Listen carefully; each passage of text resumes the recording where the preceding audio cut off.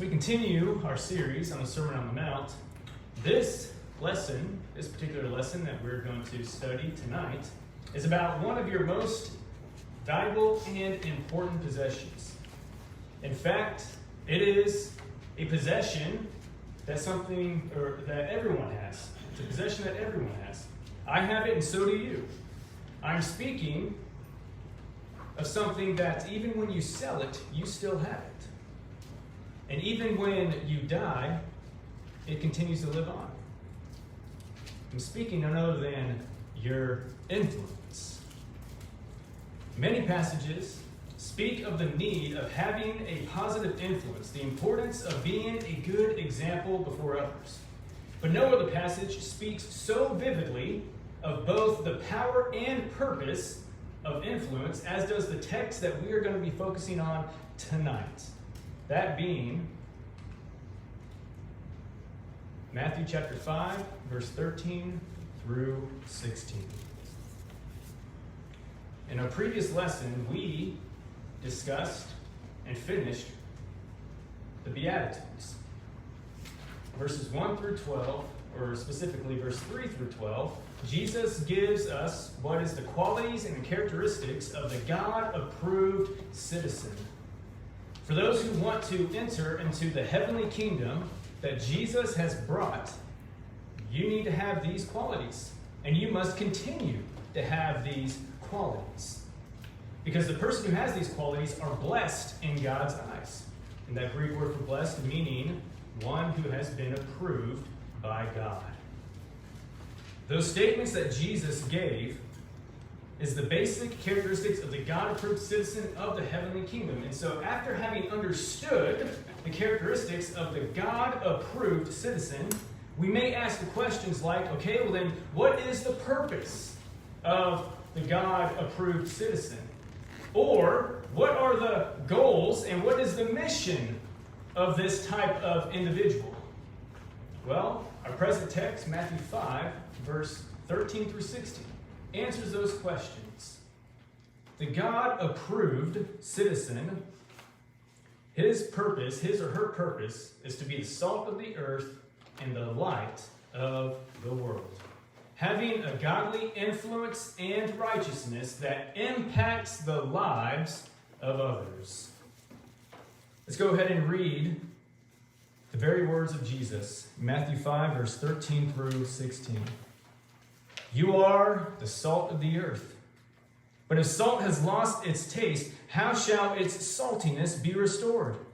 It is no longer good for anything except to be thrown out and trampled under people's feet. You are the light of the world, a city set on a hill which cannot be hidden. Nor do people light a lamp and put it under a basket, but on a stand, and it gives light to all in the house. In the same way, let your light shine before others, so they may see your good works and give glory to your Father who is in heaven. Again, looking at the overall context, Jesus gave the characteristics and the qualities of the God-approved citizen. And we need to have these qualities in order to fulfill the purpose of being in his kingdom. What purpose is that? To be salt of the earth and the light of the world. There are two specific key areas that I want us to focus on tonight.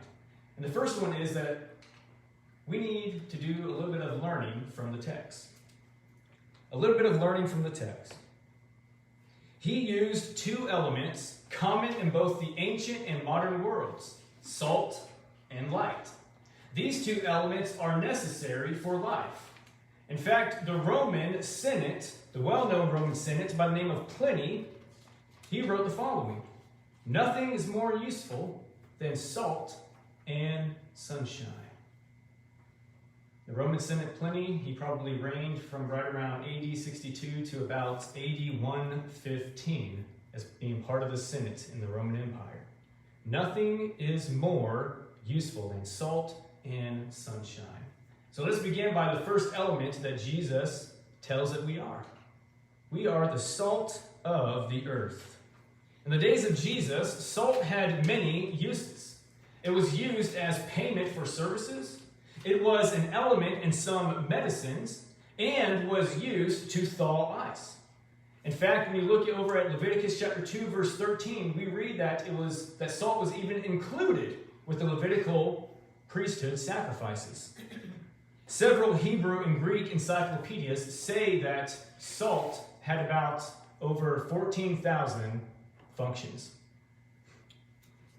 But however, according to our text that we have here, it is most likely seems that Jesus had in mind two basic functions of salt. One, seasoning, and the other, preservation. Seasoning and preservation. Most of the foods that we eat, we often use a little bit of what to add some flavor to it? Salt, correct? Most of us use salt for seasoning our food. Without salt, some food is rather bland. I can think of several on the top of my head right now.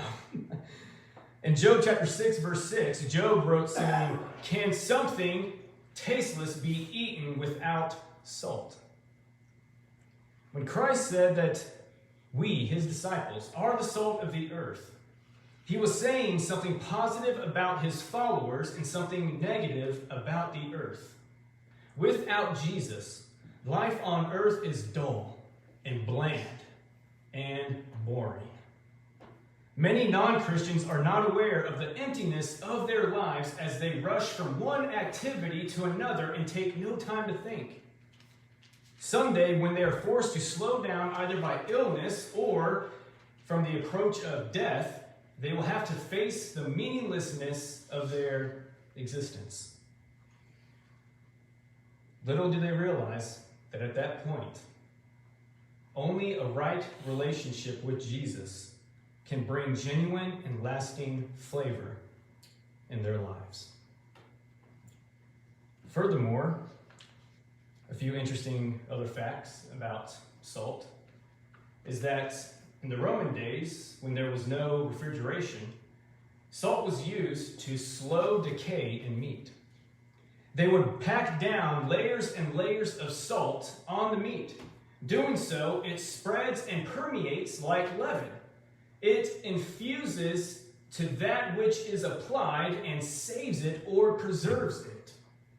Jesus' words imply that the world is decaying. It is the nature of meat left to itself to spoil, and it is the nature of the world left to itself to decay. How corrupt can the world become? Well, that's an easy question. Just read Romans chapter 1, verse 18 through 32. And also, just take a look around you.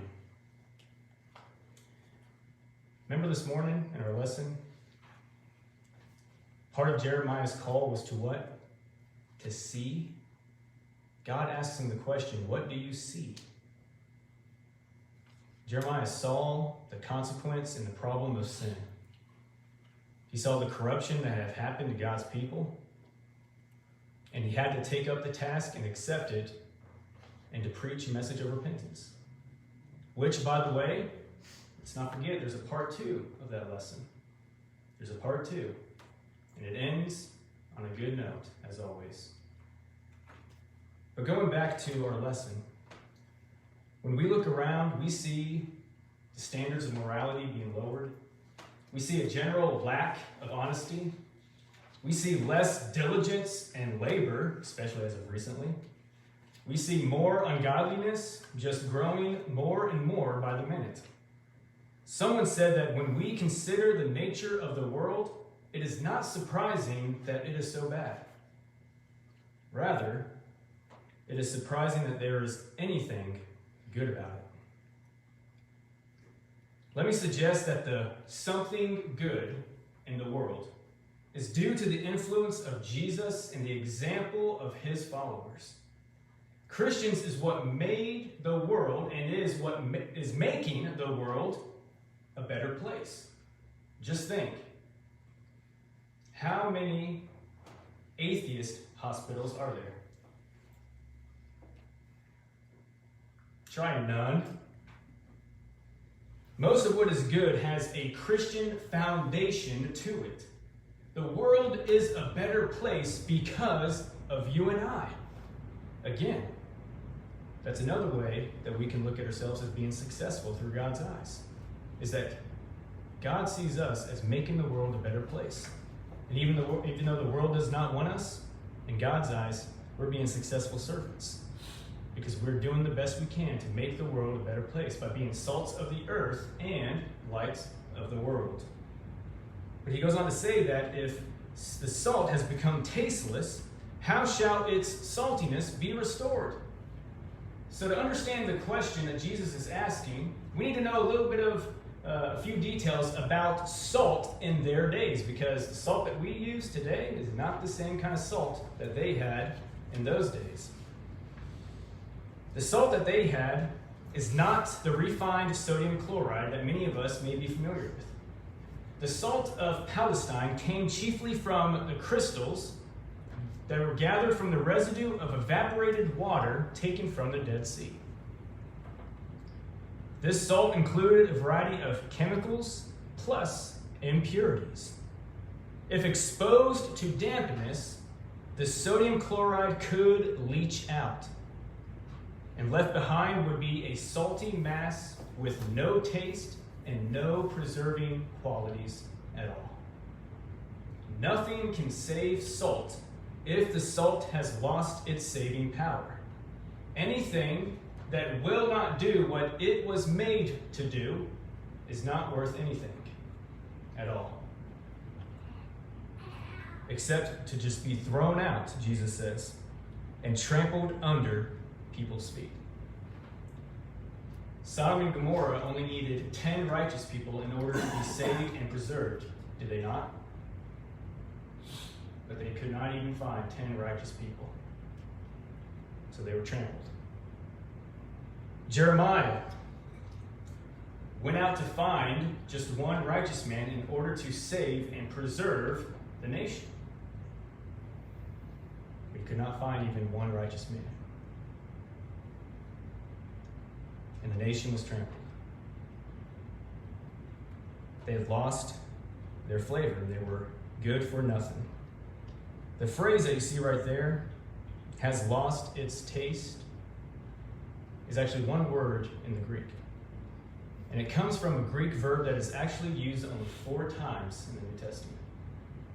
Twice it relates to salt, but the other 2 times it has its more common meaning, which is to make or become foolish. It is hard not to conclude that disciples who lose their taste are in fact making fools of themselves. In context, the Lord was most likely referring to citizens of his kingdom who lose the qualities listed in the Beatitude. God wants us to be that which influences people to be saved from the world and to escape the punishment of hell. Are you a salt of the earth? Do you still have your flavor and taste? Are you still seasoning? Are you still saving and preserving? Or have you been losing your flavor? Jesus then uses the element of light. He goes on to say in verse 14 through 16, "You are the light of the world. A city on a hill cannot be hidden. Nor do people light a lamp and put it under a basket, but on a stand. And it gives light to all in the house. In the same way, let your light shine before others, so that they may see your good works and give glory to your Father who is in heaven." The Bible teaches that God is light, and in him there is no darkness at all. 1 John chapter 1, verse 5. Jesus even declares that he himself is the light of the world. John chapter 8, verse 12. In those same descriptions, he now says to his disciples, "You are the light of the world." As disciples of Jesus, we are to shine our lights in the world. Philippians chapter 2, verse 15. Light is that which enlightens and dispels the darkness around. What does Jesus' statement in verse 14 imply about the world? It declares that the world is in darkness. Is it not? I mean, because if the world was already in light, then what would be the point for us to shine our light in light? That wouldn't make any sense. It implies that if we have to light up the world, brighten up the world, shining our lights, it implies that it's because the world is full of darkness. The world does not like to admit that it's in darkness. Society today likes to say that, oh, we are finally woke. We are a woke society. And I'm going to explain what it means. What a woke society means is that, oh, our eyes have been enlightened and we finally see. And so we are going to go ahead and cancel everything that offends us. And there's a lot of things that offend us. We are a woke society. The world can say that all they want. But Jesus says, the world is in darkness. Period. Period. If you can't accept that truth, then hopefully by us shining our lights, you'll eventually open your eyes and see the world for what it really is. A world that is in darkness. Some of that darkness is the result of being ignorant of the light, especially the light of God's Word. Our challenges as Christians, as the God-approved citizens, is to dispel as much darkness as we can. Christianity spreads and permeates like salt. It enlightens and illuminates the world. And the purpose of light is to enable people to see. You are God's plan to the entire world, to help the entire world to be able to see. Jesus uses two illustrations to emphasize this. The first illustration that he gives is a city that is set on a hill, which cannot be hidden. During those days, cities were normally built on a high foundation, or at least maybe a high elevation with a strong foundation. Why? Because when you have the higher ground, I'm not making a Star Wars reference, if you have a higher ground, then you have the better advantage of being able to defeat any incoming enemies. So Jesus uses that illustration of a city with a high elevation. And he says that when it's at a high elevation, everybody can see it. Everybody can see it. There's nothing blocking it. There's no tall trees that's in the way. You can be able to see the city when it's all lit up. It is visible in all directions that it can be seen. And then he gives the illustration, the second illustration of lighting a lamp inside of a house. He says, nor do people light a lamp and put it under a basket. In this illustration, the people who's lighting a lamp represents Jesus' disciples who are shining their light brightly in the house. The house representing the world or the community around them. In Jesus' day, most houses had only one room. So even one small lamp would give light to all who are in the house. So what's the point? The point is this. Even the smallest act of good, of you shining your light, can make a powerful impact to all who are around you. Pretty cool, huh?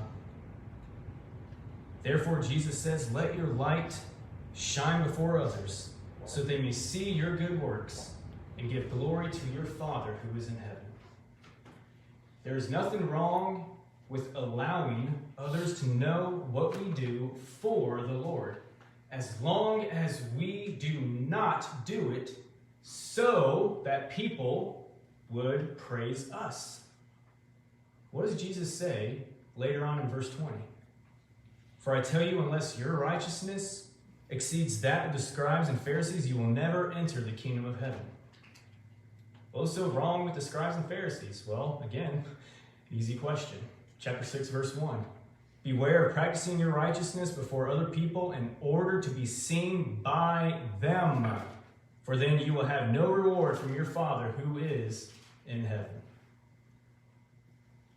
That's what's wrong with the righteousness of the scribes and Pharisees. They did it because they wanted to receive a bunch of praise and recognition and everything, applause from everybody around them. Our righteousness should surpass theirs because they have a righteousness of their own when we need to have a righteousness from God. The righteousness from God has us to shine our lights before the world, before the people around us, to be salts of the earth, so that people will give glory to Him, not us, to God. Jesus did many mighty works in His ministry, but He did them in such a way that those who saw them glorified God. Look at Matthew chapter 9, verse 8. Look also at chapter 15, verse 31. Both indications of Him doing His many mighty works. And when the people saw it, Matthew says they glorified God. In the same way, we want people to glorify God for the light that shines in and out of us. There's a little bit of learning from the text. And so now from what we can take away with this, there are some more lessons from the text. Some more lessons from the text. As we examined this section of Matthew 5, verse 13 through 16, we made a few applications in passing, but many lessons can be gleaned from our text. So let me list a few of them, and keep in mind that several of these overlap, but they're all very important. And so what is a few more lessons that we learn from the text? Well, number one is that there's personal responsibility. Personal responsibility. Jesus did not make these statements to the Grecian philosophers or the Roman leaders. Jesus did not make these statements to the educated scholars or the political leaders. Who did He say these statements to? Specifically, who were some of the people that were around listening to this beautiful sermon? Well, you had uneducated fishermen, for one. You had farmers. You had lowly merchants. You had people from small town folk, as you might want to put it as. In effect, He declared that every Christian, let me repeat, every Christian is the salt of the earth and the light of the world. Some think they have no influence. They insist that, well, no one cares what it is that I do, or nobody cares what it is that I say. Wrong. Wrong. George W. Bailey once said, "The smallest hair casts a shadow. The tiniest pebble tossed in the water makes ripples. Even so, we all have influence." We have a personal responsibility. Notice the emphasis on the word you twice. You are the salt of the earth. You are the light of the world. Not only is it our personal responsibility, but it's also a personal responsibility for us to have a relationship to society. To have a relationship to society. We look around at a world growing more and more ungodly, and we wonder what we should do. Some have given this answer to the question, leave society. Isolate yourself from the world and have a little, if anything, to do with it. Is that what Jesus said? He'd say to isolate yourself from society? No. No, He did not. In effect, He said, stay in society, but stay in it as salt and as a light. when we have a relationship to society, we then have to stay in it because that is how we are going to give a major influence and a major impact and a major effect on society. It's our personal responsibility to have a relationship with society so that we can make a major effect on society. Someone may protest by saying that, okay, so stay in society? Really? Really? But the world is becoming increasingly rotten and more cloaked in darkness. Surely nothing we can do can reverse that process. Again, wrong. If Jesus' words in Matthew chapter 5, verse 13 through 16 mean anything at all, they mean that Christians can have a positive effect on society. As salt, faithful Christians can minimize moral and spiritual deterioration, and as light, they can dispel spiritual darkness. Though we are in the minority, and though we may be persecuted, verse 10, 11, and 12, we are not helpless or powerless. Because the light that we have is a reflection off of Jesus, who is the light of the world. Too often today, the line between Christians and non-Christians has become very blurred. There's a lizard that is known to be a chameleon lizard, and we know why. Because it has the ability to do what? That's right, to camouflage itself, to make it look like it's blending in with the object that it's crawling on or that it's laying on. Well, far too often, there seems to be too many chameleon Christians who are trying to blend in with the world. Even though that we are in the world, we are not to be of the world. John chapter 17, verse 11. So yes, we have the personal responsibility to be salts of the earth, to be the light of the world. And with that means that we had to have a relationship to society. We can't isolate ourselves because we need to stay in society and have a major effect on it by our influence. And through all that, one key thing that will help us is boldness. Boldness in society. As noted, the Lord did not intend that we remove ourselves from society. During Jesus' day, there was a sect called the Essenes who referred to themselves as the sons of light. But however, some of them had withdrawn from society and isolated themselves and lived in, I call it as just the ghetto area of west of the Dead Sea. And yet they're referring themselves as sons of light. Their light had no opportunity to shine forth in the world because they isolated themselves. You and I may not go to that extreme, but it is possible that we can easily confine our salt and light activity to services only in the church building. Jesus did not say that you are salt of the church. He said you are salt of the earth. Putting salt in one barrel and meat in another barrel would have no preservative effect on the meat.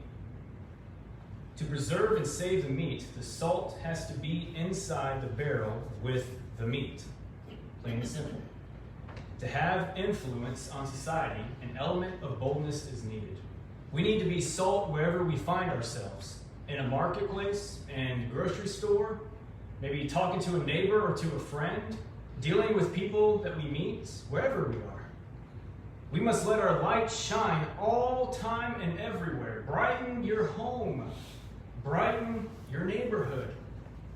Brighten the school where you're at. Brighten your workplace. Brighten, boldly brighten, wherever you are.